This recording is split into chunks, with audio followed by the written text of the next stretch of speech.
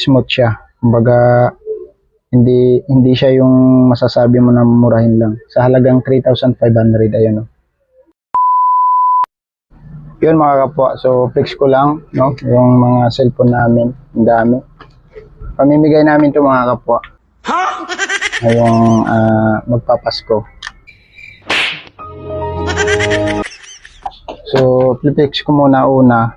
Bali, ano pala to, wala pang 1 year. Naka-4 na kami ng cellphone dito sa tindahan.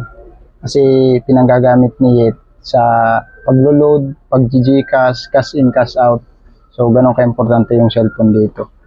So, una yung cellphone niya, Samsung. Nagpalit sila ng kuya niya. Ito yung gamit niya, yung Oppo na nakalimutan ko yung unit, kung anong unit. Yung lumalabas yung camera.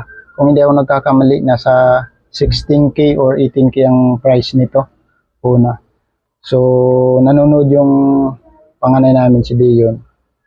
So, siguro nagsawa. May ginagawa si mama niya ngayon.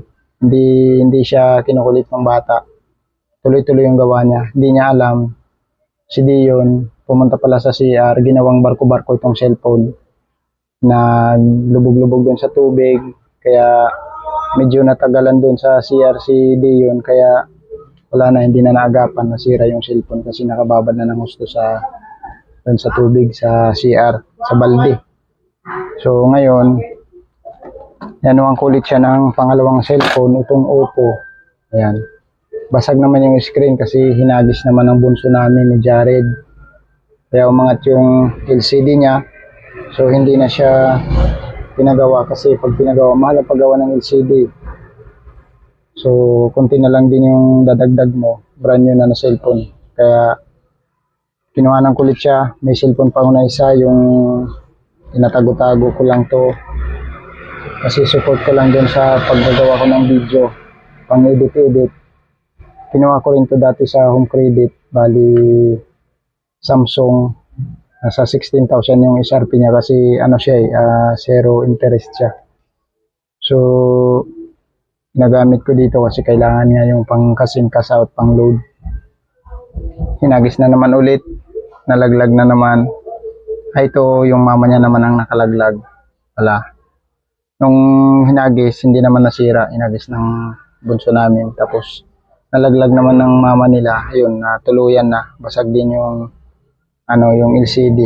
So, hindi na rin namin pinagawa kasi matagal na rin naman to. Pero wala tong issue nung binigay ko. Kasi pang support ko to sa pag nag-edit ako ng video sa motovlog ko.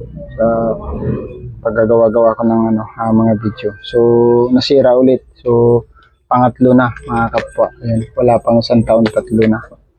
So ngayon, may kinuha ulit na cellphone. Sabi niya, yung mumurahin na lang daw kasi ang importante, mayroon siyang pang load, pang GCash, cash in, cash out.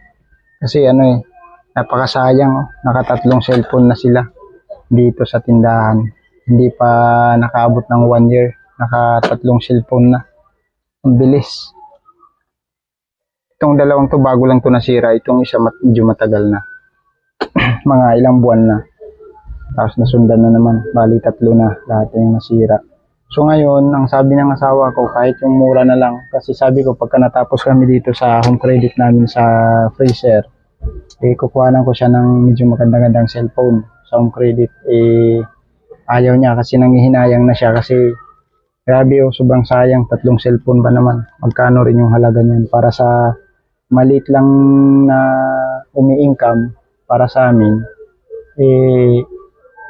sobrang mahal na yan. Sobrang malaki na yan para sa amin kasi siyempre maliit lang yung income namin. So ngayon, ang kinuha niya is 3,500. Maganda, smooth na smooth siya. Kumbaga, hindi siya yung masasabi mo na murahin lang. Sa halagang 3,500, ayun Ang galing niya. Nakapag-load pa lang ako ngayon. So, sa Paymaya pala kasi yung GCash pala madalas, nagluloko yung GCash. Parang yung mga jowa nyo, nagluloko. Paano masabi? Charot. Ayun. Pero totoo, yung GCash madalas magloko. Kaya nag-Paymaya na kami ngayon. Dito na kami nagpapaload. So, yun. Smooth naman siya. Kikita nyo. Napaka-smooth lang niya. Oh. Okay naman siya sa halagang 3,500. Kasi sabi ng asawa ko, sabi ni, wag na muna yung mamahaling cellphone. Ang importante, makapag-load, makapag-cash in, makapag-cash out. Kasi yun yung importante sa kanya. Hindi niya inano ngayon kung magandang cellphone o ano. Basta, sabi niya, makapag-cash in, cash out lang. Kasi nasasayangan din naman talaga kami. Nakatatlo na ng cellphone, di ba? Wala pang 1 year yan. So yun lang mga kapwa. Kaya pag magano kayo, yung pang tinda-tindahan nyo, pang business, kahit yung mumurahin lang, lalo na pag may mga bata kayo kasi hindi mo maiwasan yan na masira ng bata yung cellphone. So sayang kung medyo mahal yung kuha nyo. Katulad sa amin, so credit lang kasi kami kumukuha. Wala naman kami minsan pang cash. Hindi na kailangan magmahal ng cellphone kung mga panggamit-gamit lang sa tindahan kasi may mga maliliit pa na bata. Sayang, masisira lang ulit pagka hinagis ng bata. So yun lang mga kapwa.